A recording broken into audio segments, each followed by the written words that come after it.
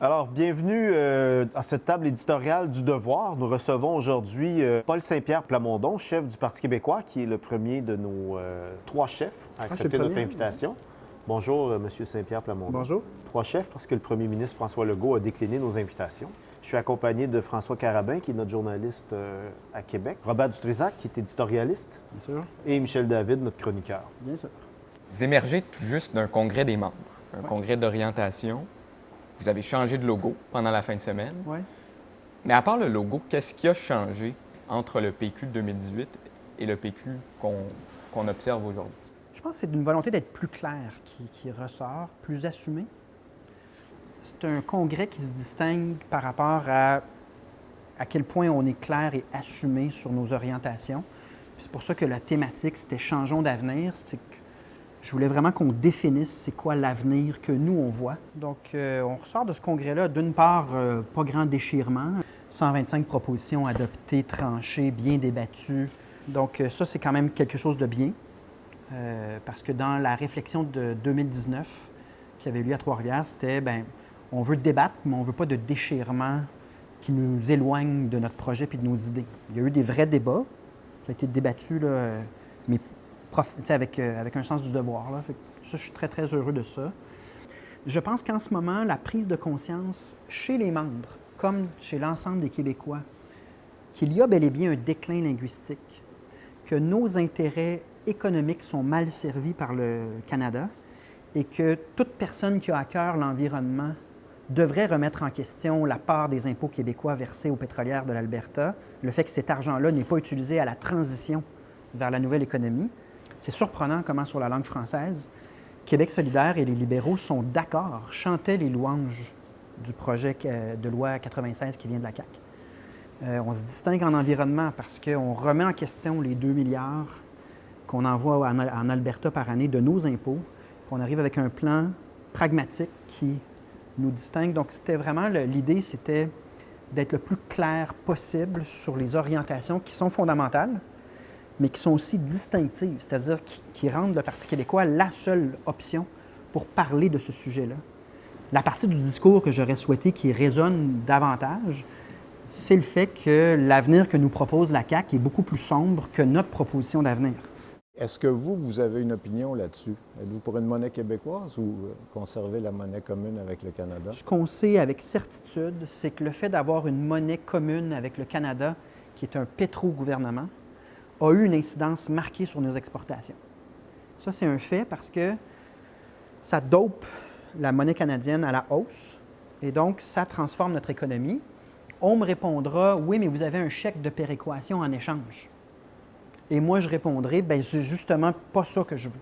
Je préfère avoir des entreprises qui prospèrent, puis une politique monétaire, une stratégie qui nous est propre, ou à tout le moins avoir la possibilité de choisir de me coller au Canada ou pas, à titre d'État indépendant. Mais là, je vous écoute, puis je crois comprendre que vous inclinez plutôt vers une monnaie québécoise. À la nuance oui. que... Est-ce que c'est ça que je dois comprendre? À la nuance que il y a des étapes à concevoir, puis il y a des circonstances au moment où est-ce que ça a lieu qui peuvent être différentes. C'est éminemment pertinent comme discussion. Parce que dans le Canada, même si tu n'es pas d'accord avec l'impact de l'industrie pétrolière sur notre balance commerciale et nos exportations, tu n'as juste pas de levier.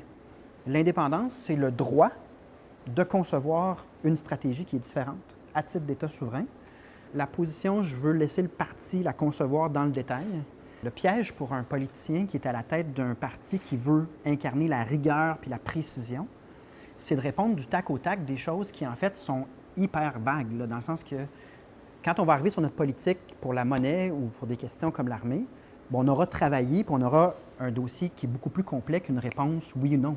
Avant de penser à la monnaie, est-ce qu'il ne faudrait pas penser à valoriser l'option souverainiste parce que les sondages ne vous mettent pas gagnant? S'il y avait un référendum demain, on n'est pas au port du 50 plus 1. Là. Non. Puis un n'empêche pas l'autre. Donc, c'est pas un ou l'autre. On a déjà de bons résultats en faveur de l'indépendance compte tenu de l'ère Charest et Couillard et CAQ. Parce que tous ces gouvernements-là ont en commun la dévalorisation de l'option indépendantiste. Et moi, je vois la CAQ aller en ce moment, ça ressemble drôlement à la position Couillard, à savoir soit que je fais une demande, puis quand j'ai un échec, ben je m'en vante pas, puis je mets ça en dessous du tapis, ou j'ose même plus faire de demande. On le voit un peu dans le chemin Roxham en ce moment-là. La CAQ n'ose même plus faire de demande parce qu'elle sait ce qui va arriver. Et ça, qu'on ait des appuis importants à l'indépendance dans ce contexte-là pendant plusieurs années, c'est déjà bon. Là. Le meilleur sondage, c'était il y a 1 an et quelques mois, 40 après répartition des indécis. Il y en a eu des plus bas au cœur de la pandémie. Il y a un plateau de 40 qui se maintient depuis plusieurs années. D'où la question, est-ce qu'il ne faut pas retrouver le chemin des victoires puis finir de sortir du champ de ruines avant de penser à la monnaie? Non, mais un n'empêche pas l'autre. Si on n'a pas de réponse en termes de ça veut dire quoi le pays, les gens vont nous dire, bien, vous nous parlez d'un grand projet, mais vous n'avez pas pris le temps de le définir rigoureusement. Les raisons les plus importantes pour le faire, c'est que le Canada nous réserve un déclin linguistique, culturel et économique parce que nos intérêts ne sont pas servis. L'argument de vos adversaires, ça va être des oui, ça va être ça. de la CAQ, ça va être de le dire. Exact. C'est pas dans l'air du temps, exact. C'est déconnecté des vraies affaires. Exact. C'est ce qu'on m'a dit quand on a adopté la loi 101 au cégep.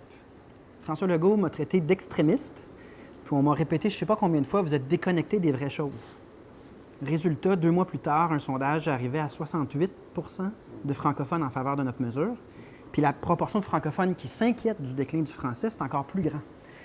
Donc évidemment que les adversaires de l'indépendance vont toujours décrire les problèmes concrets qui seraient solutionnés par l'indépendance comme étant des faux problèmes. D'une décennie à l'autre, on voit que le vote baisse. Depuis 1998, le PQ a toujours moins de votes d'une élection à l'autre. Ça, c'est pas les chroniqueurs qui ont inventé ça. Beaucoup de Québécois se disent nationalistes et constatent les échecs de la CAQ, constatent aussi ce qui se passe en environnement en français. Je ramène tout le temps à la question, est-ce que c'est vrai ce qu'on dit, oui ou non? Si on prétend quelque chose sur la non-viabilité du Québec dans le Canada, sur le plan linguistique, culturel, environnemental, économique, puis que c'est pas vrai, bien, en effet, on a un enjeu. Mais si ce qu'on dit, c'est vrai, bien, non seulement il faut le dire, mais c'est vital qu'on fasse des gains vis-à-vis l'option qui ne dit pas tout à fait vrai, c'est-à-dire la CAQ. Mais il y a des souverainistes qui sont ailleurs, qui sont à QS actuellement, et une des raisons qui explique ça, selon Nadeau-Dubois, c'est que votre discours est trop conservateur. Lui dit non, il faut présenter l'indépendance sous des jours plus, comment dire, plus prometteurs. Bien, moi, ce que je constate, c'est que QS et le PLQ se bataillent un contre l'autre l'électorat antinationaliste. Quand on regarde correctement ce qu'ils prônent, là où le Parti québécois a une vision universaliste de la citoyenneté, puis veut faire atterrir un pays, puis c'est une priorité, là où le Parti québécois dit on ne va pas assez loin sur la langue française, Québec solidaire se range dans le même environnement que le Parti libéral du Québec. C'est leur choix. Ce que je dis, c'est que l'adversaire, c'est la CAQ, puis le parti qui a le potentiel de croissance chez des caquistes qui, vraisemblablement, certains d'entre eux vont être déçus, puis ils vont être à l'écoute. C'est le Parti québécois qui occupe cet espace-là. Et je ne fixerai aucune limite à notre potentiel aux prochaines élections. À preuve, c'est la qualité des gens qu'on est en train d'attirer. Mais la différence, M. Saint-Pierre Plamondon, est que vous arriviez un peu comme un petit nouveau dans la course à la chefferie. Bon, vous en aviez fait une avant, mais vous arriviez quand même, le Parti québécois, à un bagage. 50 ans, 60 ans d'histoire. Il n'y a pas un peu une différence dans ce que vous me dites entre la course à la chefferie puis les élections? Je serais bien plus inquiet d'être à 16 % chez les francophones si mon taux de notoriété était de 95 %. J'aurais cet espace-là. Donc, moi, je vois ça tout en termes de potentiel. Il est où votre espace de croissance? Vous le répétez depuis le début de l'entrevue. Est-ce que vous allez chercher vos électeurs chez les électeurs de la CAQ des dernières élections, les électeurs solidaires? De tous les partis, le parti qui a le plus de potentiel de croissance, c'est le Parti québécois. Donc on comprendra que c'est plusieurs électeurs déçus de la CAQ dont il est question. Excuse, là, mais les électeurs déçus de la CAQ, là, tous les sondages que j'ai vus, Legault, c'est dans le tapis par là. Son niveau d'appui est stratosphérique. Regardez comme on bien. n'a jamais vu, on a vu les mêmes sondages. Regardez bien ce que je vous dis. Il y a une proportion de cet électorat-là qui a peut-être voté CAQ pour se débarrasser des libéraux en 2018, mais qui, au fur et à mesure de l'année, au fur et à mesure qu'on va voir les problèmes de transparence et d'intégrité de ce gouvernement-là, dans le cadre d'enquêtes pourtant fondamentales. Puis le fait que le gouvernement ne livre pas par rapport à des problèmes très concrets. Tout ça va commencer à se matérialiser. Et je pense que le scénario qui me semble improbable, qui n'arrive jamais en politique, peu importe le palier, c'est que les sondages demeurent identiques et complètement figés ad vitam aeternam. Ça n'existe jamais, ça n'a jamais lieu. Donc, nous, on prépare une offre politique qui va parler à plusieurs électeurs de la CAQ qui commencent à regarder ça dans son ensemble et qui, indépendamment de la publicité et de l'autopromotion constante de ce gouvernement-là, finissent par dire, comme on lit dans plusieurs chroniques, c'est insuffisant, c'est décevant. Quel thème voulez-vous imposer à l'Assemblée nationale l'hiver prochain? Je pense qu'on va demeurer sur les mêmes thèmes.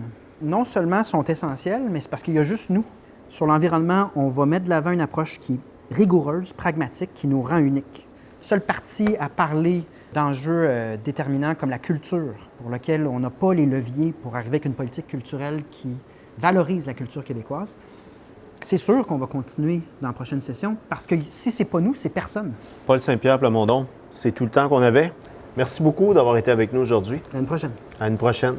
Merci tout le monde. Merci.